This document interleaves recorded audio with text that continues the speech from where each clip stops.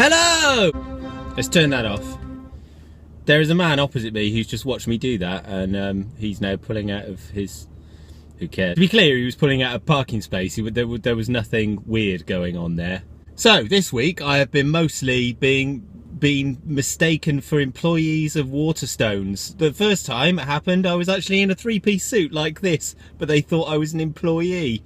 Merry Yuletide, that's what I say to that. And the second time I was in just my normal clothes, and again someone thought that I was a helper or employee of Waterstones. I obviously...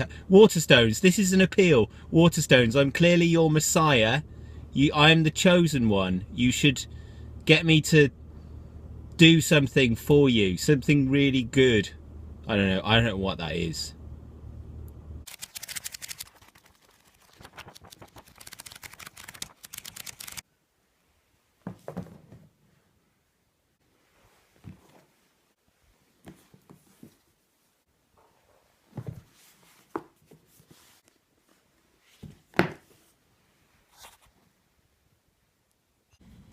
You may notice, because you're an observant type, I know you are, you're an observant good human being, that the light has changed. It is now in my face, and also that I am in a different car. This is a wooden steering wheel. These skylights are a bit different. That's because I'm in a different car. It is also a different day, Boxing Day to be precise, and I guess what we're going to do is we're going to do a bit of a roundup of the books that I've done this year so far, maybe in preparation for doing some more books next year. Are you ready? Unfortunately, one of the books I reviewed, talked aimlessly about for a short period of time, which you may or may not have been entertained by, is not here because I borrowed it from somebody and I haven't bought it yet, and I should do, and I will, and I would also encourage you to buy it. I will get to that later. The first one wasn't really a review, it was just me reading a short story from this, Dave Eggers' How We Are Hungry, and what I did is I read a short story from it.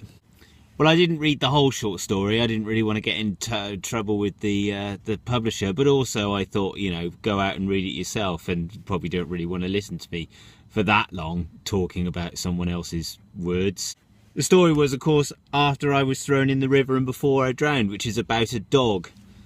From the point of view of a dog, it's a very good story. If you're a dog lover, it might make you cry. It's very, very good. Go and find it now. It's by Dave Eggers. It's in the collection that I'm now going to have to look at because I've forgotten the name. No, I haven't forgotten the name. How We Are Hungry. Second book of the year was The Bridge by Ian... Bloody steering wheels. The Bridge by Ian Banks. This is my favourite Ian Banks novel. I can't really remember. Go back into one of the other videos and see whether I talked about it. I'm not sure whether I did. It's a great novel. I love it. I prefer it over The Wasp Factory. I think that it's, even though it's not as edgy, it's got a better story. I think that there's loads of Freudian stuff in it. I think it's about British culture in a really sort of deep way, and also I think it's about sort of male psyche, and I like the interchange between fiction and fantasy and legends and myth and all of those things. It's great. I love it. Go and buy a copy. Next was Austerlitz by W.G. Sebald. Look, I'm just going to get the title around the steering wheel there. And as the two before, the reason why I talked about, I can't remember whether I think I just read something from it, or the reason why I picked it was mainly because I'd read it before and I really liked it, so I knew what I was going into. However, I did have to spend a lot of time practicing the particular passage, which probably doesn't come across in the video itself, because there are lots of German words in it and compound nouns and stuff that I didn't know how to say, and then had to teach myself how to say, but still buggered it up. Go and enjoy that, or alternatively read the book. It's really good. Next up was Galatea 2.2 by Richard Powers, which was very, very difficult. It took much energy from my mind grapes. As it says on the cover here by John Updike said, it's nothing less than brilliant. I mean, that's when you want, you know, a bit of praise from someone who is probably quite well respected, that's probably about as good as it gets, I'd imagine, apart from other dead authors who are dead so they couldn't do it. It's a complicated book and it's very character led, and it was sold to me on the fact that it was about AI. It's not really about AI, it's sort of about the nature of consciousness. I mean, if that kind of thing fascinates you, which it probably should do, because consciousness is what you are, as a race we're not really sure what it is, then maybe pick up a copy of Galatea 2.2 by Richard Powers. It's hard, but you know, it's sort of a piece of philosophy, really. Then it was the turn of Reality Hunger by David Shields. I picked this up again because I've already read it and I already have an opinion on it, and I was struggling with Richard Powers' book. So in the 2-week window that I had to pick up a book that I thought I could review while I was trying to find another book that I could actually read. As I've said before, this is a bit like a creative writer's Bible, or an artist's Bible, actually. You should just pick it up. Here's the thing, is that you can just go to any page, and generally speaking, you will be inspired. So I've just opened a page. I've literally, one of the most redundant words in the English language, opened a page, and I'm just going to read the top one. Authenticity comes from a single faithfulness, that to the ambiguity of experience. I'm not really sure what that means. Then there was The Red Virgin. This was a popular video, i.e. it did more than 10 views. It's a graphic novel. It's about a woman, who, you know, an historical woman, and Lord knows we don't have enough of those in the world. So if you want to know about a historical woman and anarchy, because that's a very misused word, I also suggest you go and look that up as a political movement, as opposed to just thinking it's about smashing stuff up. It's not at all about that. It's about communes and understanding each other, but giving each other the freedom of life. Maybe give that book a go and you'll learn a little bit about that. I gave it a go. It's fantastic. It's beautifully illustrated. It's beautifully illustrated. And I'm going to say again. Next is a classic of the genre, Alain de Botton, who every philosophy teacher I've ever met hates him. Sometimes I suspect that's because he's very popular. Other times I suspect it's because he's quite smug. Either way, I'm not really sure. This is a very good book. It's a really easy, simple introduction to philosophy, which, let's face it, is quite a daunting subject, and when you tell people that you study philosophy, they figure you have the brain the size of a planet. Most of us don't. We just tried really hard. We tried our hardest because we were interested in the human condition. And if you want to know about the human condition and how it relates to actual everyday problems and how to feel good about yourself in the everyday, pick up a copy of this. It will sort you right out. Okay, up to the book which I do not have a copy of, shamefully, and that was called Queer, A Graphic History, and that was about queer theory, which is a subject I know very little about. I now know a little bit more.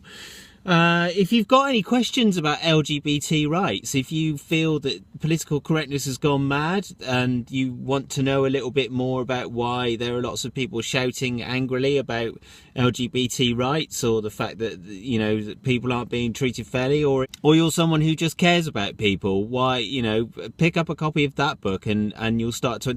I tell you what, it made aspects of myself, it made me accept aspects of myself more readily. And I think it's fairly common knowledge that if you accept yourself a bit more, you're probably going to be more accepting of others. So maybe pick up a copy of that. Order a copy. Find it in an independent bookshop or independent online bookshop if you can. Try to avoid Amazon if you can. Then I read The Use of Weapons by Ian M. Banks. Ian Banks, unsurprisingly, is one of my favourite authors. This is the recognised best science fiction book that he's written. It's great. It's written in a challenging way, so it's written in backwards order and forwards order, and it all comes together, and so the structure of the book is very interesting. The characterisation is very good. It's quite a lot of it is about the Cold War in some senses. It's got some really cool tech in it, and it introduces us to the world of the culture. If you don't know who they are, go and Wikipedia it. They're an amazing utopian technological society that I wish I lived in. You should wish that too. And then it was, because I get given books for Christmas, it was the Star Wars Galactic Atlas, which is, I think the best thing I can say about it is it's a children's book. So I was slightly, I can't put it away, slightly disappointed by it, to be honest. Don't think it really was that good, but it had some nice pictures in it. And also the review I did, I think I was a little bit drunk when I did it, to be honest. Next up was Flights by Olga Tokarczuk, whose name I've just buggered up again. I drove her about, well, what we know, eight or 9 months ago now, from the Hey On Wye festival, or I picked her up maybe 6 months ago, and I picked up her publicist as well, and I picked up a copy of this book and got it signed just because I knew I was picking her up. Hadn't read it, so I wasn't really able to pick her brains about it, but we did talk an awful lot about Brexit and the different sides of it on the way on the journey. And then comically she wrote remembering our long trip to Manchester, which I think is quite funny. It was obviously the time didn't fly for her, did it? Either way, it's a beautiful book. The prose in it is incredible. I think it's really important that more of us read books that aren't anglophone, that don't come from our own culture, that sort of look in on the UK. In fact, I think the England is barely mentioned in this. Maybe do that, and you won't have such an Anglo-centric view of the world, which, you know, is okay. You come from England. If you're watching this in England, you might not. You might be watching this in the United States or China. Who knows? But if you know, just like try to get outside of the box. That taught me that it's okay to get outside of the box. Pretentiousness. This is a book about pretentiousness. It is by Dan Fox. I've done a video on this. I think this is probably my favourite book of the year. It might even be my favourite book of the decade. Find a copy. Tell me about it. Like, write to me or email me, or just like, oh, the camera's off skew. Get a copy and read it. Stuart Lee is my favourite stand-up comedian. He's probably my favourite comedian, full stop. I love him. So I read his autobiography, and it was brilliant. You know, what is there to say? If you are at all suspicious of political correctness or lefty liberals, probably don't read it. You probably won't like it. But if you are, or do you know what? I mean, even if you are, like, if maybe if you've got like a free mind, I mean, that's what it's about, isn't it? Libertarianism, whether it's libertarian communism or libertarian capitalism, both of them are about free will, and this book is largely about ploughing your own furrow and getting it right, and everybody can understand that, surely.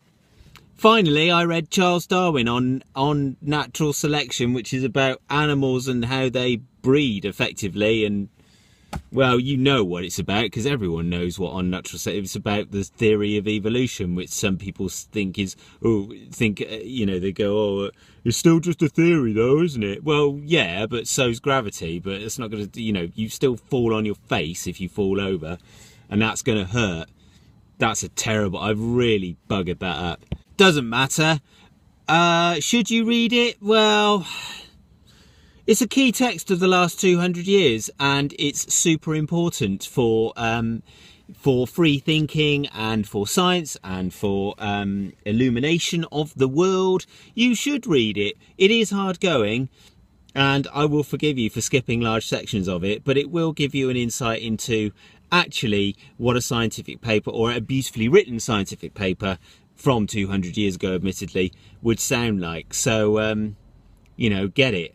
I guess what really comes through is Darwin's obvious enthusiasm for the animal kingdom, which is great. You know, I think we can all get behind that. I think we've got through an entire video without a time lapse. Can you even imagine that? I mean, don't worry, there'll be more time lapses to come. I just need to work out how to do good titles, because iMovie titles are really bad. You probably know that.